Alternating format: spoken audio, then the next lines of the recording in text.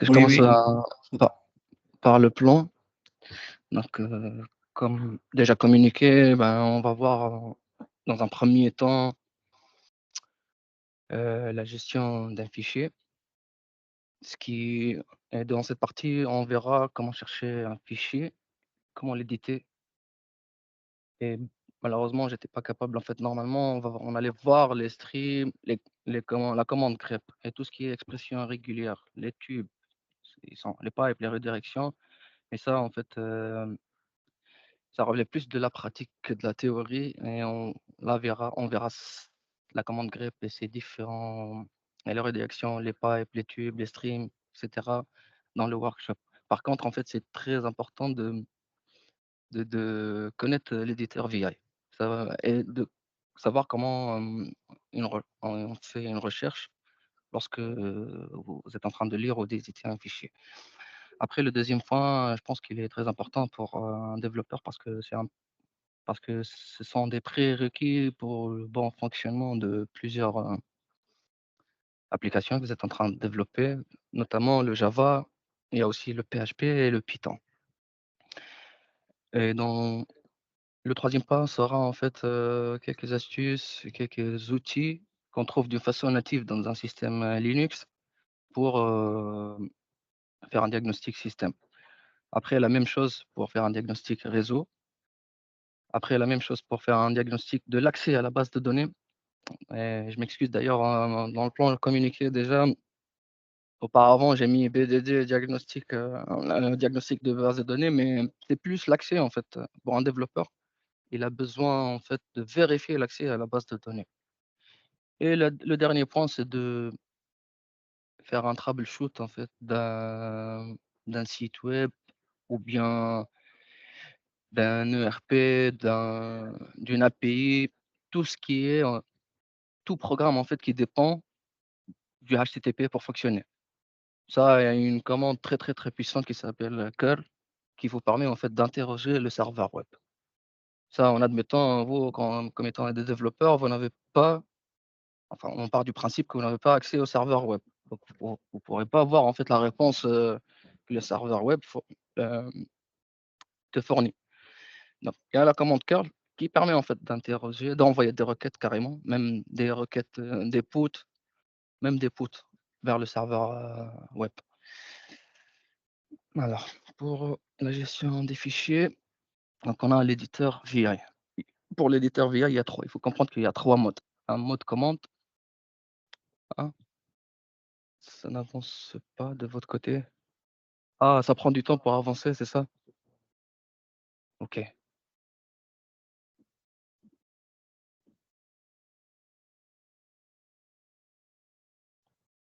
Euh, attends. Ok. Alors, pour l'éditeur VI, on a dit qu'il y a trois modes. Lorsque vous faites VI un fichier, vous tombez au tout début dans le mode commande. Dans le mode, et chaque mode, en fait, il y a des shortcuts qui vous permettent en fait de, de- qui vous, il y a des shortcuts qui vous permettent de faire plusieurs actions, mais il est très important de connaître enfin les plus importantes de ces shortcuts-là. Ça va vous faciliter la vie en manipulant VI pour éditer un fichier. Il y a aussi le insert mode lorsqu'il faut taper I ou bien un shortcut équivalent à I pour passer en mode insert.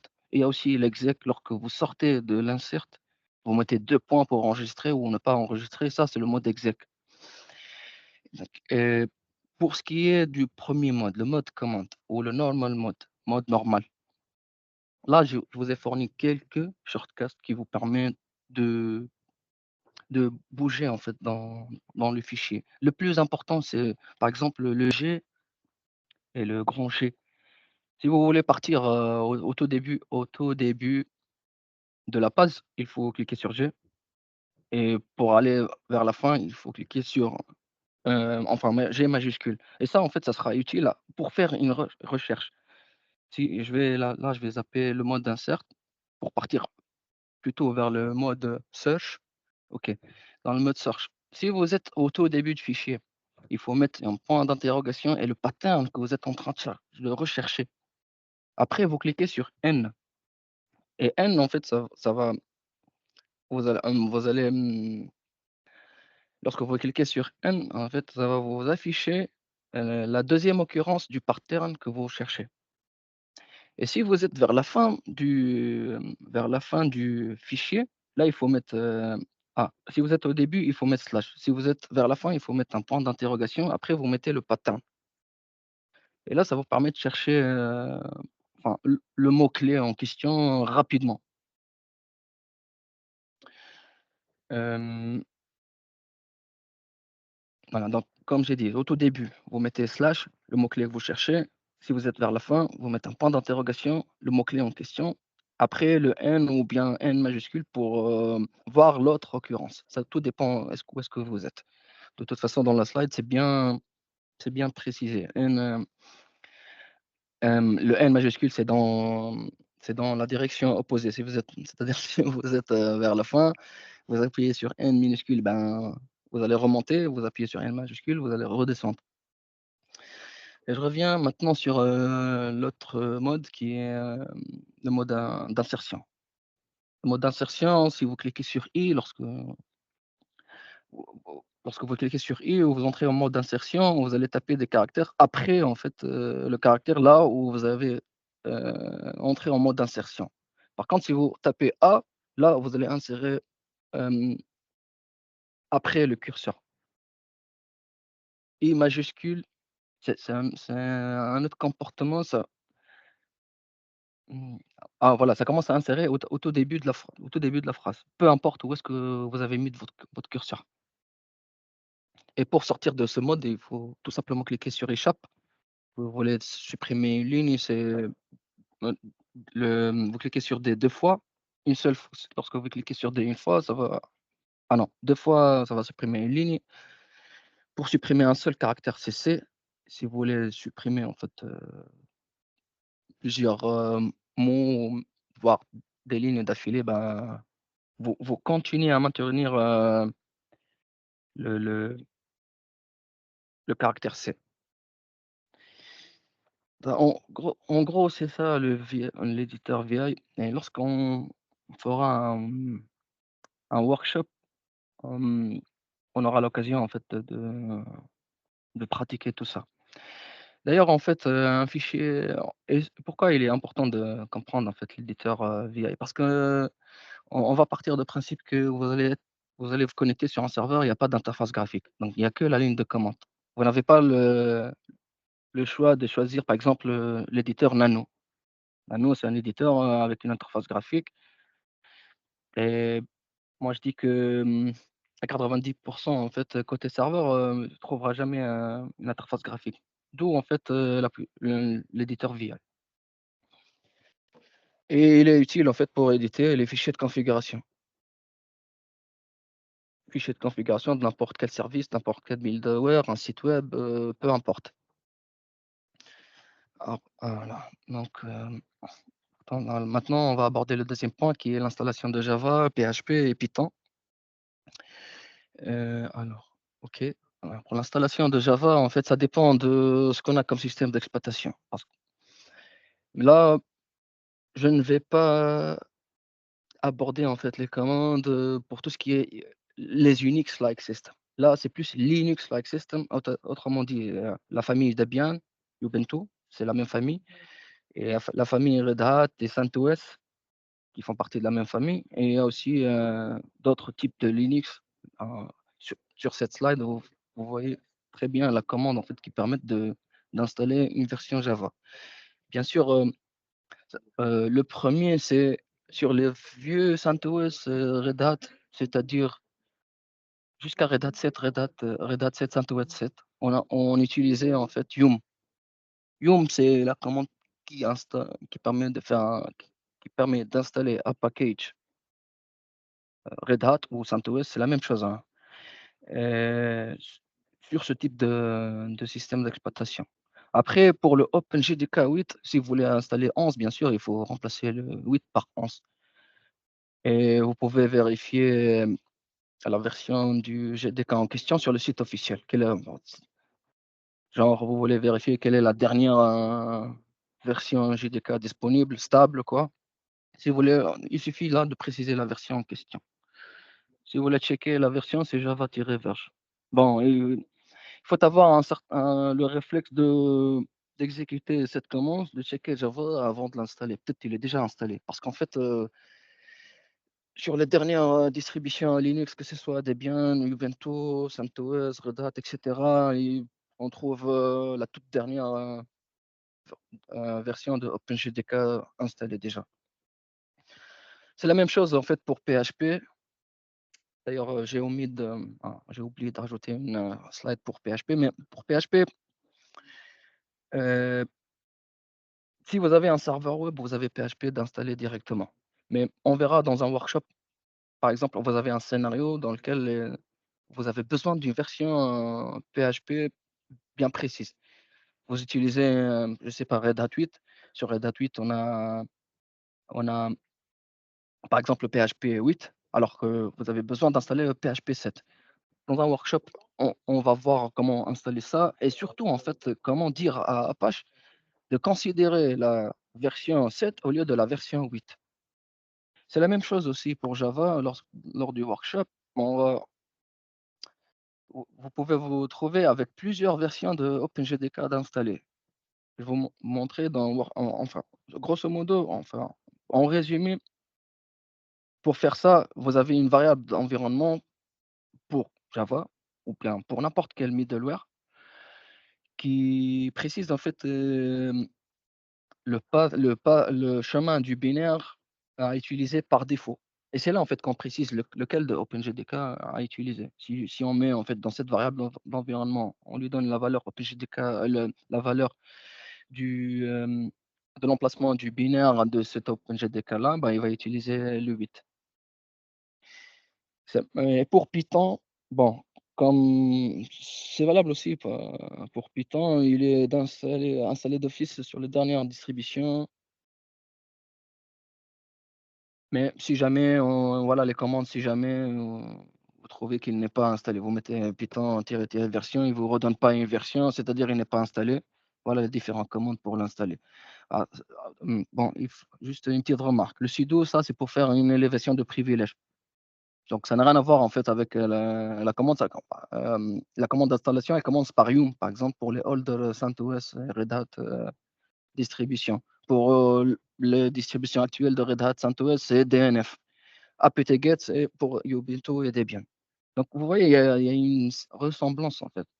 C'est toujours yum install ou DNF install si c'est un Red Hat, ou bien un CentOS ou apt-get install pour un Ubuntu ou un Debian. Même pour le PHP, les commandes, c'est une commande similaire, c'est-à-dire si on veut installer PHP sur un vieux CentOS, c'est yum install PHP. Par contre, en fait, il y a d'autres subtilités, il faut préciser où est-ce qu'on va installer tout ça. Parce que les versions PHP, en fait, on ne les trouve pas dans les repos officiels, de ces systèmes d'exploitation. Il faut qu'on précise à Debian ou bien au système d'exploitation en question, dans quel repo il va télécharger ça. Après, une fois que c'est fait, on fait yum install, il va installer. Bien évidemment, pour Python, il faut préciser la version. Si vous mettez juste Python comme ça, il va installer en fait la dernière, version Python stable qui est, déclarée côté repo. Dans le repo, on a Python, je sais pas 3.9, qui est la dernière, version de Python stable, ben, il va installer celle-là. Si vous voulez préciser la version, ben, il suffit de préciser la version 2.7, 2.8 et cetera. OK. Donc là, on en a fini avec, les installations. Bon, pour installer, c'est plutôt facile. C'est yum install et apt-get install pour Debian. S'il s'agit d'un AIX ou bien d'un autre type de système d'exploitation Unix, comme les AIX par exemple ou bien les Solaris et cetera, vous me dites et on pourra voir ça lors du workshop. Maintenant, passons aux quelques outils de Hem, quelques outils, quelques petites astuces en fait pour, vérifier le système et comment agir là, pour vérifier pour ver le système, on parle système, on parle, de le processeur, les processus, la mémoire, les inputs, outputs et le disque. Pour ce qui est en fait, mmh, pour ce qui est de surveiller ou d'avoir d'avoir les métriques concernant le process la commande top. Il y a une variante à top, c'est htop, elle est disons friendly user que top, avec des couleurs, avec des shortcuts qui vous permettent de naviguer plus rapidement, de façon plus efficace. Mais en tout cas top, ça permet de regarder en temps réel la consommation du processeur et même de la mémoire, le swap, le cache, le buffer size. Vous aurez aussi les ID des différents process, les utilisateurs, etc. Donc là, comme vous voyez dans cet prime écran, alors attends, il faut que j'attends que ça bouge. Voilà. Donc, dans cet imprime écran, ça c'est le output d'une commande top. Au début, en fait, vers l'entête, on a des métriques plutôt statiques, ça ne change pas. Mais par contre, à partir du tableau, là, on a tous ces métriques en fait, bougent en temps réel et ce qui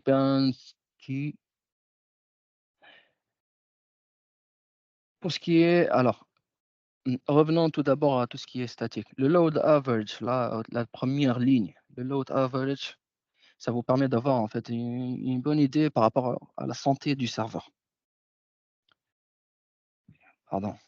Si jamais là, on a un load si le load average, il est toujours inférieur à 1 pour ces 3 valeurs-là, 0,01, 0,02, 0,00, là, on peut dire que notre serveur, il a un fonctionnement normal. Mais si c'est en fait ces valeurs-là, ils dépassent le 1, 1, il y a 1, 1, c'est-à-dire qu'il est en souffrance, il faut voir en fait, quel est le process qui consomme le plus de CPU ou mémoire.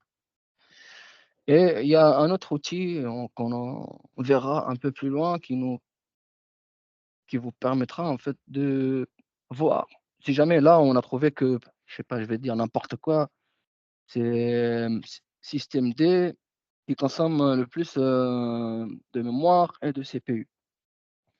On verra après un autre outil qui en fait nous permettra de tracer en fait qu'est-ce qu'il fait ce programme-là, ce système D-là. Quels sont les appels système qu'il fait, certainement à un certain moment, il fera appel à des bibliothèques système, peut-être une socket réseau si jamais il a besoin de faire établir une connexion avec un serveur distant, un autre distant, euh, un fichier de configuration qu'il doit lire, un fichier log dans lequel il doit écrire, etc. Et cette commande, c'est elseof, on la verra dans deux, trois slides.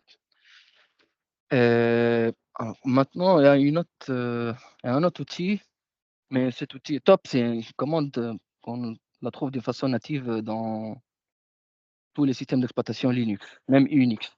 Par contre, là, VMstat, non, il faut l'installer. Et VMstat, c'est plus orienté mémoire. Si vous allez, OK, top, ça nous permet de voir l'utilisation de la mémoire, mais top, le fonctionnement principal, c'est surveiller le les processus et l'utilisation de process, même si ça permet aussi, de déterminer l'utilisation de la mémoire, mais VMstat, c'est plus orienté mémoire. Donc pour l'installer, comme vous voyez, c'est yum install sur les anciens CentOS Red Hat, DNF install, sur les nouveaux CentOS Red Hat et apt-get install, pour un Debian Ubuntu et aussi les Arch Linux, je vous ai donné la commande. Une fois que vous installez en fait ce package-là, vous aurez, mmh, vous aurez accès à la commande vmstat qui nous donne en fait, alors ça va bouger, je vais vous de voilà, ça donne des métriques, de ce genre-là. Ça vous permet d'avoir des métriques concernant le swap, la mémoire, libre, le cache, les outputs, les inputs. Bien sûr, on peut changer en fait, cet output-là avec les options qui vont avec, VMstat. Euh, Si vous voulez ouais, j'ai une petite question, s'il te plaît, si tu me permets. Là, bah, c'est intéressant ce que tu dis, mais je ne sais pas si ces commandes-là, en fait, ils vont servir pour un développeur ou plutôt pour un administrateur système. Euh, oh, c'est plus un administrateur système, mais en fait, l'idée là, des fois, en fait, souvent, je dirais souvent que, la prod, ils n'ont pas accès, en fait, à l'environnement de développement et c'est généralement, en fait, les développeurs, j'ai eu ce cas plusieurs fois dans ma petite expérience. C'est les développeurs qui ont, même un accès root sur l'environnement de dev. Des fois, ils ont un accès sur, l'environnement de recette et nous, en ops de prod, on n'a pas l'accès root, donc on n'a pas vraiment la main, en fait, pour changer, pour surveiller tout ça et pour, enfin, changer ce qui doit être changé. Donc autrement dit, c'est le développeur qui est l'administrateur système, ton serveur de développement. C'est pour ça, en fait, j'ai vu utile de connaître le minimum, des minimums des commandes qui permettent, en fait, de vérifier d'un côté le processeur, la commande top, vmstat pour la mémoire. Après, on verra une autre commande qui est elseof qui permet, en fait, de tracer un programme, qu'est-ce qu'il fait exactement. Après, il y a la commande df pour regarder l'utilisation du disque. Ça, par exemple, vous avez un file system qui est saturé. Comment on le vérifie et quelles sont les actions à faire très, après? très bien. Donc, Ok. pour chaque disons, type de ressources, processeur, une commande. Voilà. D'accord. Après, il y en a pas mal, hein. Ok. Mais ce que tu dis est vrai. C'est plus pour un administrateur système qu'un développeur. Mais moi, je pars du principe que vous aurez un full accès sur un serveur de dev. Vous voulez être autonome. Voilà la commande à utiliser. D'accord. Je te laisse Alors, je continuer. reviens sur, oui.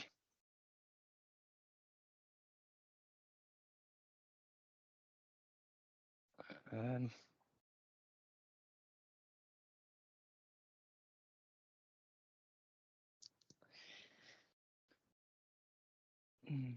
voilà. Maintenant, elseof, list open, files.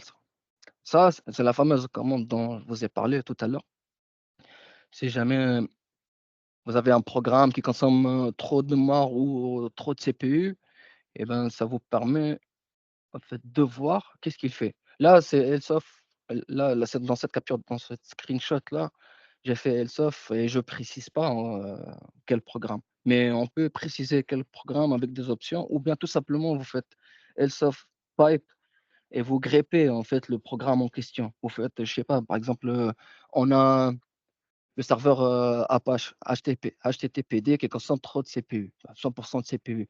Si je veux voir qu'est-ce qu'il fait, elseof pipe grep Apache et là je pourrais voir, en fait, quelles sont les bibliothèques et les sockets, les, voilà, les, alors, network socket, disk files, les devices, les process, tout, tout, sachant que tout est fichier sur, Linux, même les sockets, mais ça nous permet, en fait, de voir qu'est-ce qu'il fait exactement.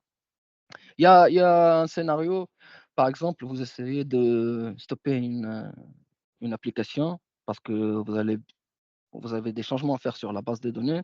Vous allez stopper la base, vous allez stopper l'application et tout ça, sauf que l'application, elle ne stoppe pas. Il te dit, il y a un fichier qui est en cours d'utilisation.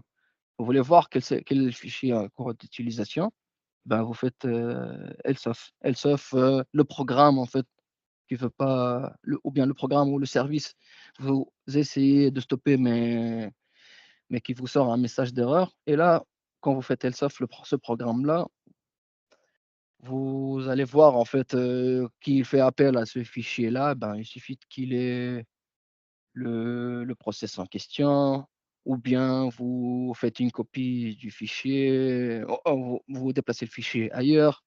Il y a, il y a plein d'astuces, enfin, pour résoudre ce problème, il y a plein de solutions. Mais pour faire le troubleshoot, voilà, Elsoft, vous permet de voir tout ça. Alors, DF, maintenant, on a la commande DF. Là, si jamais, je sais pas, une application, elle a craché, généralement, parmi Les hypothèses du crash d'une application ou d'un site web, c'est qu'il n'arrive plus à écrire dans son fichier de log et là, on peut avoir le système des fichiers qui contient en fait ce log-là, il est plein. Ça, on peut le vérifier à df-h. -h, c'est pour human, pour avoir en fait les métriques là en, en mégas, si ça dépasse pas le giga, en kilooctets, ça dépasse pas en fait 1024 kilooctets, etc. Et vous pouvez préciser en fait le système de fichier en question. Si vous mettez df-h/dev, il va vous afficher juste les métriques pour le slash dev. Donc là, admettons que vous avez, je ne sais pas, là, le slash dev, il est à 100% utilisé. Dans ma prochaine slide, là, je vous donne la commande en fait, qui vous permet de chercher les repères, les dips. Dans cet exemple, je suis en train de chercher les 5 répertoires les plus volumineux. Il suffit après de jouer sur ce tail, le tail qui se trouve vers la fin. On Si vous voulez afficher en fait tout, afficher en fait, la taille de tout, le répertoire, et ben, il suffit de ne pas rajouter ce tail là. Si vous arrêtez jusqu'à sorte moins -sh, et ben, vous aurez la liste de tous les répertoires, avec la taille, juste à droite, comme, montré dans le screenshot. Et si vous voulez chercher bien, juste, bon, dans cette commande, ça permet de chercher en fait, même les sous-répertoires et même les fichiers. Mais si vous voulez juste chercher les fichiers, voilà la commande à employer. C'est find. Find slash, c'est-à-dire vous allez pour chercher la commande, c'est find. Slash, où est-ce que je cherche? Là, vous commencez à chercher à partir de la racine. Si jamais vous êtes sûr que en fait, c'est le slash dev qui est saturé, ça sert à rien de chercher dans tout le slash, dans tout le route. Il faut chercher à partir de slash dev, à partir du dev. Après, le type, mon type.f, c'est-à-dire là, je précise que je suis en train de chercher juste les fichiers. Execdu, ça permet de calculer en fait la taille de ces fichiers. Et le sort, c'est pour trier en fait le résultat que tu as. Et ça nous donne un output comme ça. Vous voyez, ils sont triés selon la taille. Là. Une question, s'il te Oui, plaît, Wael, tail, ça dis-moi. veut dire que c'est pour le tri? C'est pour, Alors, non, sélectionner ta- les dernières lignes, c'est ça? oui, tail, c'est pour afficher les 10 dernières lignes. D'accord, ouais, Ouais, ben, merci. autrement dit, enfin, tail, ça n'a rien à voir avec la recherche des fichiers. C'est juste là, on est en train d'affiner en fait le résultat de notre commande. J'ai pas D'accord, besoin d'afficher tous les fichiers, d'afficher tous les fichiers et la taille de tous les fichiers. Je veux juste les 10 premiers en fait. Et les 10 premiers, ils seront forcément les 10 les plus volumineux. Une fois en fait que vous avez trouvé ces fichiers-là, ben, vous pouvez les supprimer ou bien les archiver. Bon, les supprimer, c'est la solution la plus facile. Mais admettons, vous êtes dans un cas, euh, vous n'êtes pas en fait les seuls acteurs sur ce serveur-là. Vous avez d'autres collègues qui travaillent sur ce même système fichier. La suppression n'est pas un choix. Donc là, il faut compresser il faut archiver les fichiers en question dans un tarball. Après, vous compressez ce tarball, ce qui va nous permettre de gagner drastiquement en termes d'espace disque. On n'a pas besoin de supprimer, on n'a pas forcément besoin de supprimer. C'est généralement le cas. C'est généralement le cas, surtout dans les environnements de développement. OK, sur la prod, on fait en sorte que tout soit propre, tout soit nickel. Mais sur un serveur de dev, il est fait pour développer, pour tester. On ne sait pas forcément, en fait, surtout que lorsqu'il s'agit des fichiers des collègues, on ne sait pas quoi supprimer. Et là, il faut archiver et compresser. Et dans le workshop, on aura un scénario avec un file system presque saturé. Et ben, il suffit de lancer ces commandes pour chercher le répertoire ou le fichier le plus volumineux. Après, on verra ensemble comment archiver et compresser. Donc, alors, je partirai là pour des outils de diagnostic network. Et là, en fait, il y en a pas mal, mais je pense pour vous, les devs, il y en a deux qui sont, qui semblent intéressantes. Le telnet, ça, pour vérifier si un port il est ouvert ou pas. Et il y a aussi la commande netstat qui permet en fait de voir les connexions entre, je sais pas, votre machine, le serveur, ou bien votre serveur et un autre serveur, etc. Donc pour ce qui est de telnet, la syntaxe c'est telnet, l'IP de serveur ou le hostname du serveur et le port. Par exemple, là, dans mon exemple, je vais checker si le port 22, c'est le port par défaut du serveur SSH.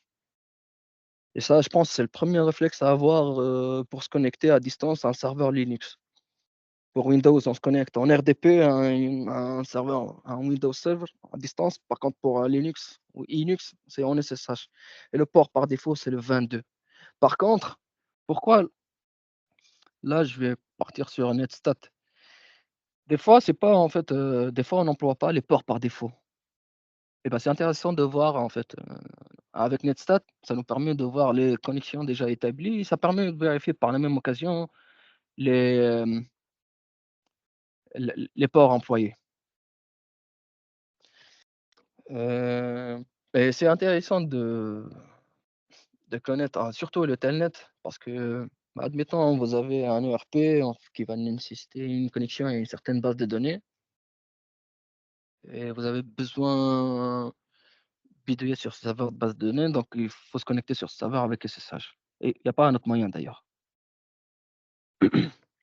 Donc ces deux, mis à part Telnet et Netstat, je pense que vous n'avez pas besoin de plus de commandes. Il y a la commande TCP dump, mais ça, en fait, TCP dump, ça permet de d'enregistrer le flux qui transite. Et comme ça, si jamais on a une perte de paquets quelque part, des latences quelque part, on pourra le voir. Mais ça, c'est plus général. Ça, pourquoi j'évoque le TCP dump? Je donne un exemple. Vous avez un incident P1 sur une application de finance, je ne sais pas, bourse, banque, assurance, etc. Un P1, c'est très grave. Sur un P1, on sera tous convoqués sur un bridge, développeur, MOA, MOE, même si l'incident, ça touche la prod. Mais vous serez conviés à cette, parce qu'en fait, avec un incident d'une criticité majeure, même les développeurs, ils sont conviés à la réunion.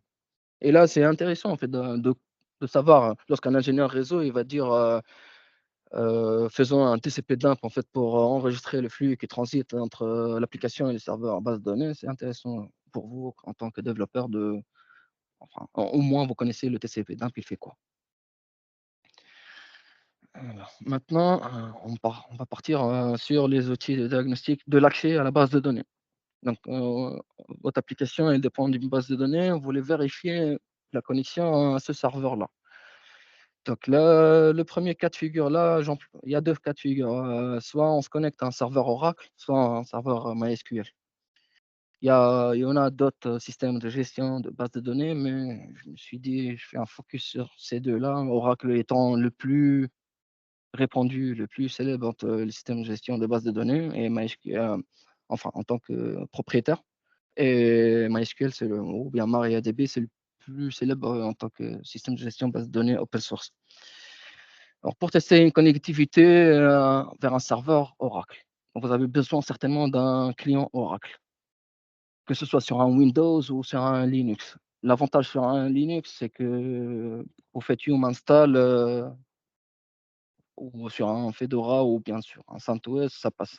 Par contre, sur un Windows, il faut installer les binaires de ce qu'on appelle SQL+. Je ne sais pas si l'un de vous le connaît, mais c'est un SQL+, c'est un client Oracle qu'on peut installer sur Windows et même sur Linux d'ailleurs. Une fois que tu as installé SQL+, tu auras accès à l'outil TNS Ping et le TNS Ping, permet en fait de tester la connexion à la base de données. Par contre, le TNS ping, une connexion en fait, pour pouvoir se connecter, sur un serveur Oracle, on a besoin d'avoir en fait, hem, 2 fichiers de configuration sur le client, sur notre machine, qui est le tnsname.aura et le sqlnet.aura. Le tnsname.aura, c'est en fait dans lequel on précise les descripteurs de connexion. On fait, la destination, c'est quoi le nom du serveur, base de données, l'hostname ou bien je peux mettre l'adresse IP, je précise le port. Si jamais j'utilise, un certificat SSL pour, sécuriser tout ça, ben, c'est dans le fichier tnsname.aura que je précise tout ça. Si jamais j'ai une mauvaise syntaxe, ben, le TNS ping, il va te sortir, qu'il y a une erreur de syntaxe. Si tout va bien, il va te préciser en fait le chemin déjà, le chemin de ton SQLnet.aura, c'est utile, à savoir si jamais tu aurais des rectifications à faire et si jamais la connexion elle est bonne, ben, ça c'est le output d'une connexion qui est bonne. Si vous n'aurez pas ce résultat-là, c'est que vous n'arrivez pas à vous connecter à la base de données et là, il faut revoir le tnsname.aura. Il faut que le descripteur de connexion en les soit bien renseigné avec les bonnes informations et Oui, question. oui, Une question. Et comment il peut trouver les serveurs Oracle les IP thì ils mettent où il y a un fichier config, c'est ça? Le comment? DNS ping. Comment il peut trouver adresse de IP de serveur Oracle au SQL? Comment trouver l'adresse IP du serveur Oracle? Oui, c'est ça, oui. Comment DNS ping il peut C'est trouver à récupérer auprès des émois, des MOE. Ça, c'est un Ah, prérequis, oui, mais je vois mais ici ici, je vois dans ta commande, il n'y a pas d'adresse IP, c'est un nom, c'est ça? attends, Tu peux zoomer, je vois je vais pas. agrandir un peu.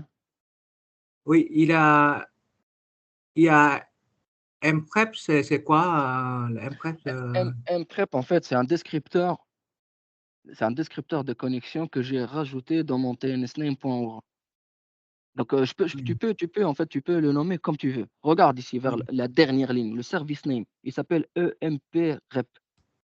Ah, Toi, d'accord. tu veux l'appeler, n'importe quoi, OK, y a pas de souci, tu l'appelles Oui, n'importe quoi, tnsping n'importe quoi.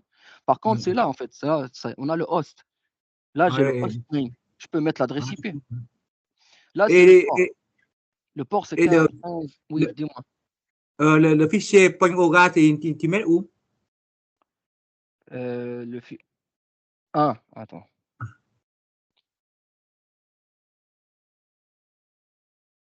Comment il peut savoir les locations de fichiers aura? Ah, lorsque en fait, tout dépend de où est-ce que tu as installé ton client Oracle. Le client tout à l'heure, j'ai dit pour que ce soit Windows ou Linux, Hmm. avec Oracle, il y a un client qui est SQL+. Le plus répandu, le plus simple, en termes d'installation, d'exploitation, SQL+. Ça dépend où est-ce que tu as installé SQL+.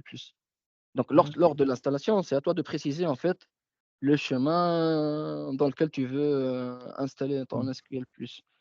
Et tu trouveras le tnsname.aura, c'est-à-dire les fichiers de configuration dont tu aurais besoin, dans ce répertoire-là.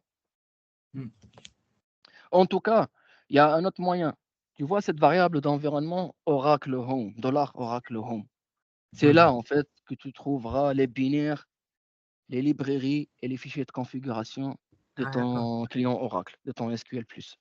Hmm. Donc, si jamais tu fais echo, ça permet de voir la valeur de ta variable Hmm. d'environnement. Ça va te Hmm. sortir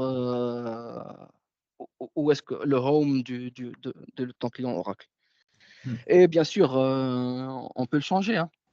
Hmm. Ça c'est un truc que tu peux changer.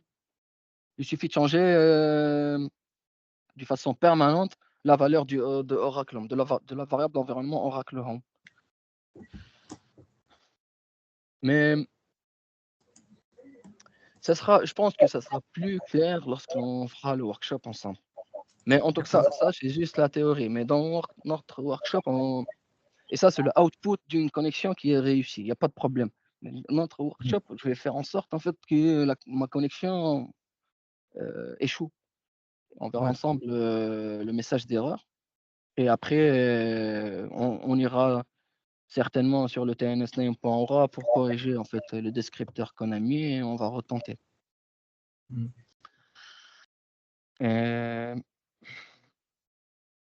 Il n'y a que ça. Et le TNS ping est largement suffisant pour vérifier la connexion à une base de données Oracle. Par contre, là, pour se connecter à un MySQL, il y a plusieurs astuces en fait pour vérifier que vous arrivez à vous connecter sur le serveur MySQL depuis votre machine. Il y a Telnet, Netcat, curl. Il y a aussi en utilisant un script PHP et en utilisant un script Python. Après, c'est à vous de voir quelle méthode est la plus simple.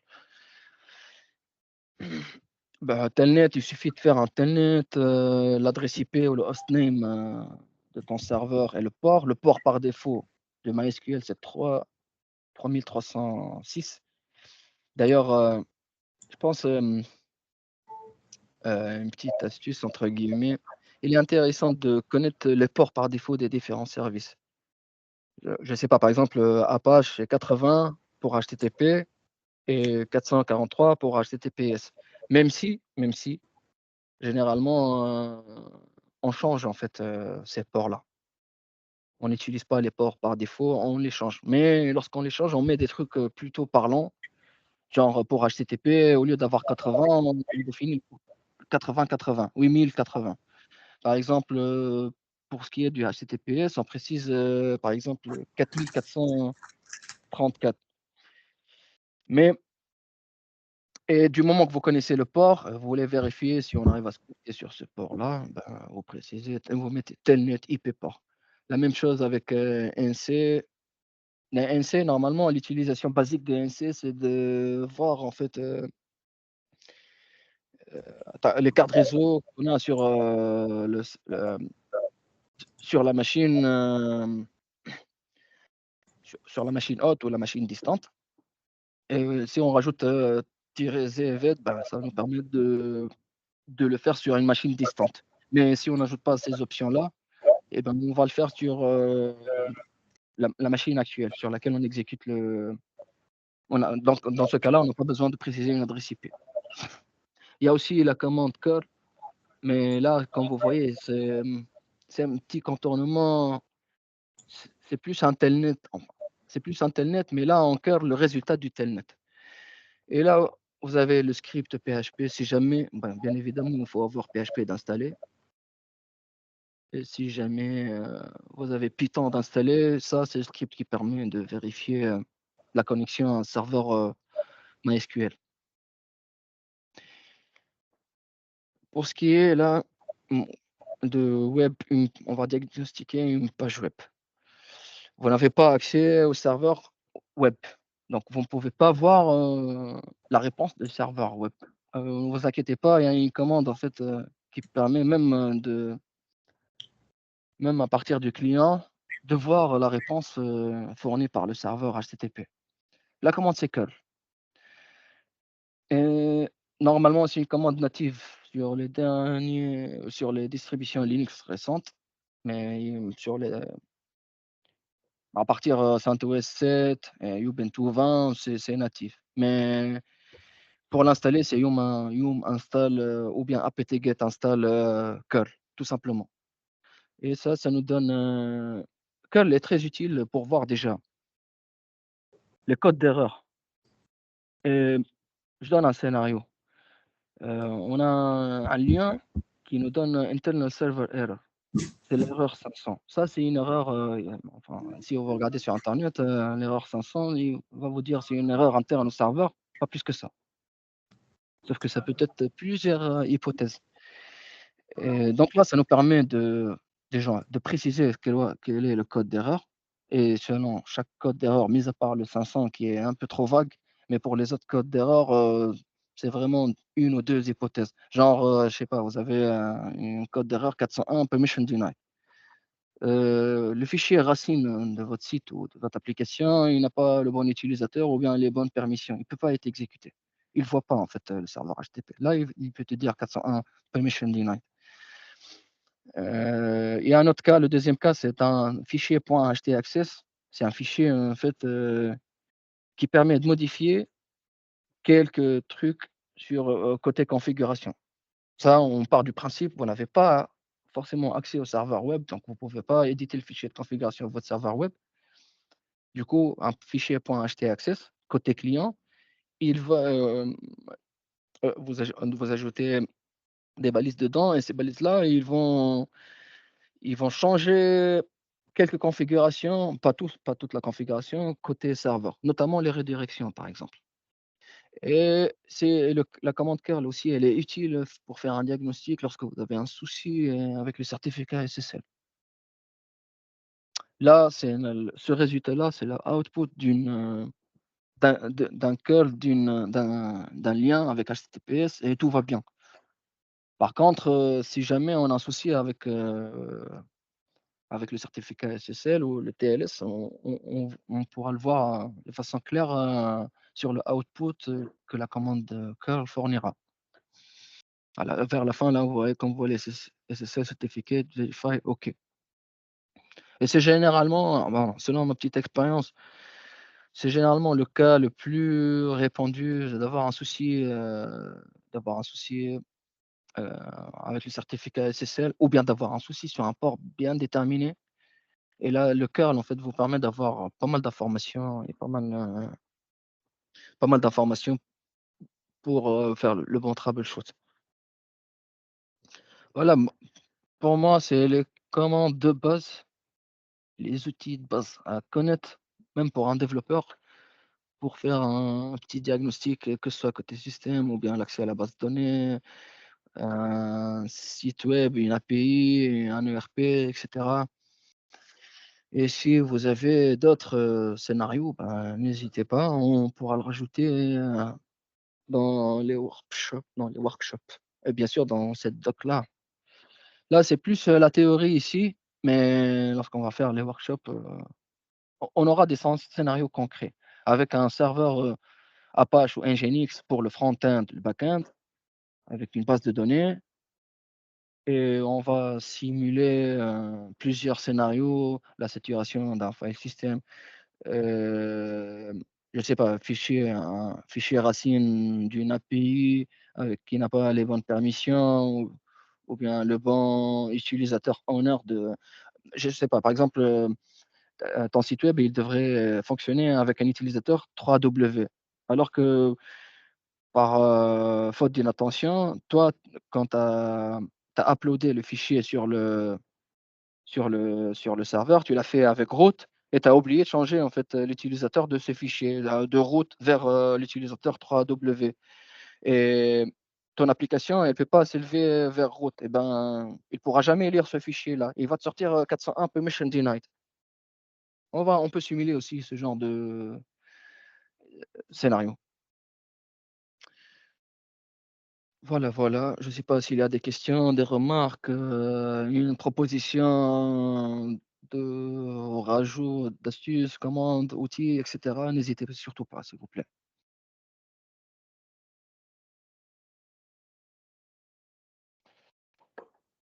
Merci, Wael. Moi, je vois que tu as fait le tour hein, sur les différentes parties d'un système Linux, hein, que ce soit RAM, disque, réseau et ainsi de suite.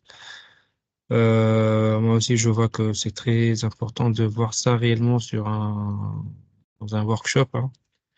On va essayer de faire peut-être partager ça avec les guildes où il y a plus de développeurs pour voir si le sujet les intéresse, et comme ça, on montrera un workshop.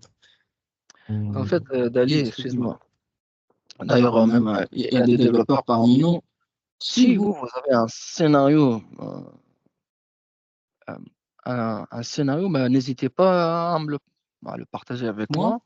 Et je pourrais préparer un environnement dans lequel on trouvera ce scénario-là. Et on verra ensemble comment on fait le troubleshoot. Et on verra après quelles sont les solutions qui s'offrent à nous pour résoudre ça. Justement. Ouais. Donc, en interaction avec les développeurs, bien sûr, on verra mettre un sujet, un plan d'action et voilà, on prépare un workshop pour la prochaine session. Et voilà, ça sera du pratique et ça sera plus parlant pour la plupart des acteurs ou bien des participants. Bah, je laisse la main aux présents si ils ont des questions, bien sûr. Moi, je te remercie, Wael. Je t'en prie. T'as fait le tour, t'es parti même dans les détails, t'as expliqué pourquoi, du comment. Donc là, je suis pas je suis pas développeur, donc je laisse la main aux autres pour s'ils ont des questions. Donc voilà. Et merci pour votre présence, messieurs, dames. Je vois que les dames sont parties, mais bon, merci à vous, messieurs. Merci. Merci. Merci. Ouais. Merci. Oui, j'ai une petite question donc aux propositions par rapport au workshop. Oui. Je pense que ça serait bien de le faire avec Docker. Donc comme Oui, ça, on oui. voit avec les conteneurs qu'est-ce que ça va donner. Vous permettez que je repartage? Je vais vous montrer. J'ai un environnement de près presque. Alors,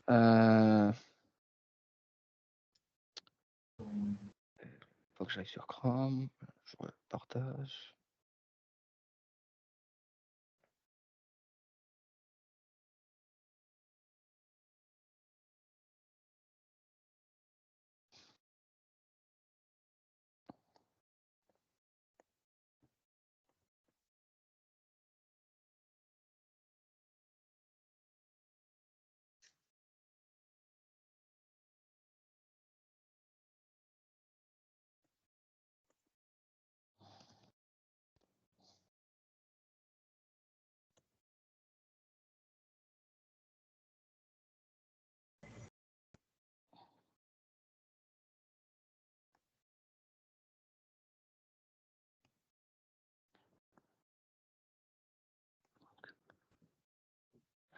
Alors, vous voyez là, Oui, il y a plusieurs conteneurs.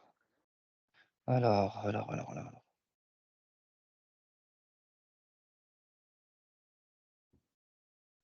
Enfin, ce qui est le plus important, là, on a le conteneur, ce conteneur-là, plutôt non, le Docker Database. Ça, c'est le conteneur qui contient la base de données. C'est une base de données MariaDB, MySQL.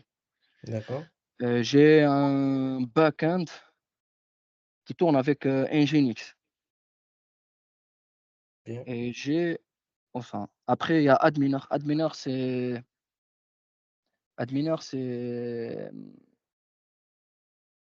une interface graphique qui permet de gérer la base de données avec une interface graphique.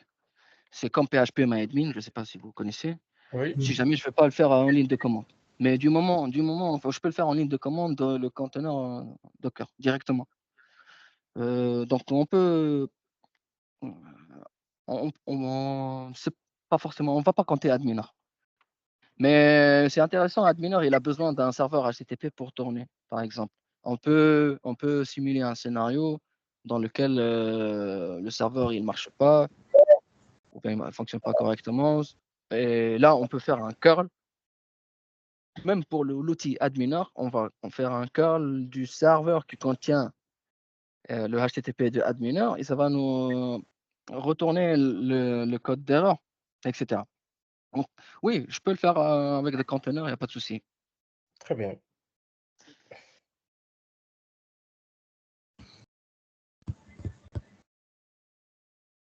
Ben, sinon, merci pour la présentation. T'en prie. Merci. Ça vous arrive souvent vous travaillez sur, sur des Windows plus que Linux, n'est-ce pas? Pour Plutôt ce le qui est... contraire. Non, les deux.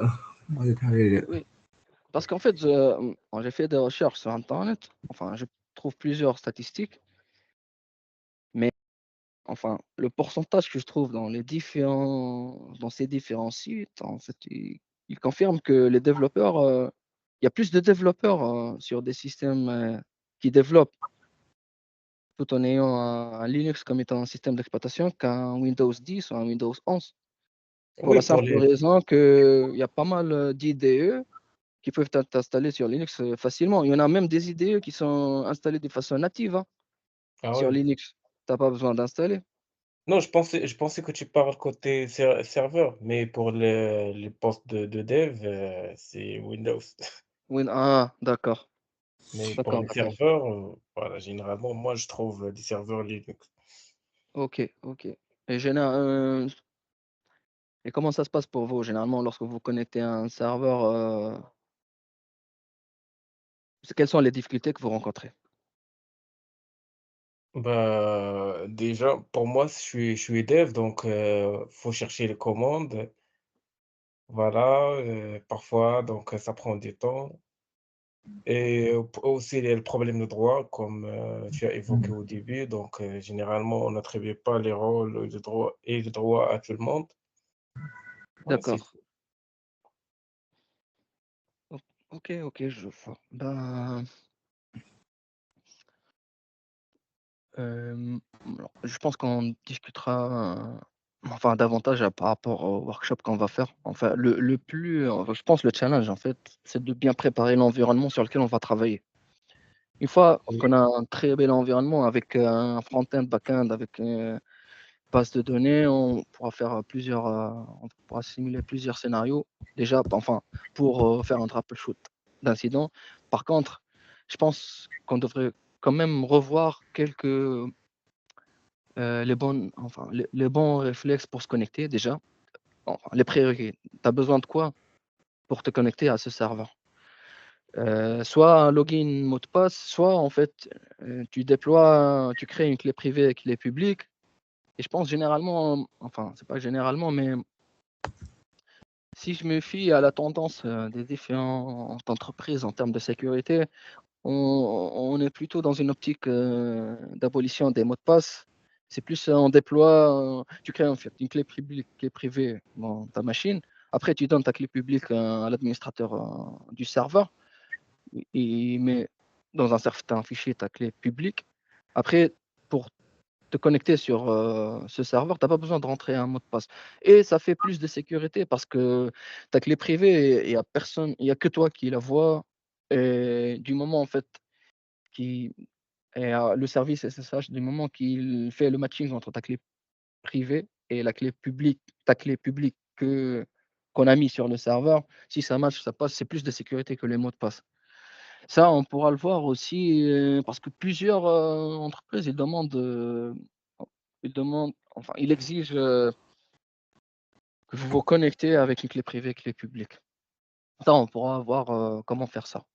C'est- et- Mais c'est plutôt, enfin, disons 10-15 minutes maximum pour expliquer ça. très bien. Docker, vous en aurez, je sais pas, par exemple, Docker, vous en aurez besoin aussi les commandes vraiment de base ou pas? Non, pour les commandes Je de pense, base, je pense que c'est bon. Juste s'il y a des commandes avancées, voilà, qui peuvent faciliter la tâche pour tout ce qui est administration. Mais pour les commandes de base, bah, c'est ça, c'est mon avis personnel. Je sais pas ce que les autres devs disent par rapport à ouais. ça. Euh, Donc voilà. Bref, en tout cas, je m'en occupe. Je vais faire un environnement. Après, on verra ensemble si c'est OK ou pas. Il y a un autre point, je sais Oui, pas si ça peut faire partie de le workshop, c'est tout ce qui est certificat. Oui, je pense que c'est pour se connecter. tout Tout ce ce qui qui est est certificat certificat SSL, SSL, c'est c'est ça? ça? Heu, oui, Comment Comment l'installer l'installer? et quand on verra, enfin, faire un troubleshoot si jamais il y a un souci. Ok. OK. Moi, je propose Joël, de laisser ça pendant le workshop parce que peut-être on aura peut-être un scénario et peut-être préparer avec Ibra aussi et tous les personnes présentes s'ils ont des questions et peut-être Donc, on prépare le scénario et on fait un workshop et voilà. Donc, qu'est-ce que vous en dites? Oui, oui, je suis d'accord. D'accord, d'accord. Très bien. On met fin pour notre étape d'aujourd'hui et on verra avec les guildes, les différents guild masters et vous, hein, bah, vous avez déjà le contact de Wael, hein, bah, ça vous engage à rien. Si, bah, vous pouvez le contacter déjà. Si vous avez des échanges à vous, hein, on reste ouvert. Et après, on fixera déjà une date et à travers, à partir de ça, on verra comment on va préparer tout le scénario. Oui. Et après, si jamais vous rencontrez n'importe quel scénario d'incident, n'hésitez pas à le partager avec moi par email et je vous donnerai des astuces pour résoudre ça. Top. Et on pourra aussi ajouter ce scénario-là dans notre workshop. Excellent. Merci Wael. Merci à tout Merci. le monde. Allez, bonne soirée à tous. Au revoir. Au revoir. Au revoir. Au revoir. On s'arrête.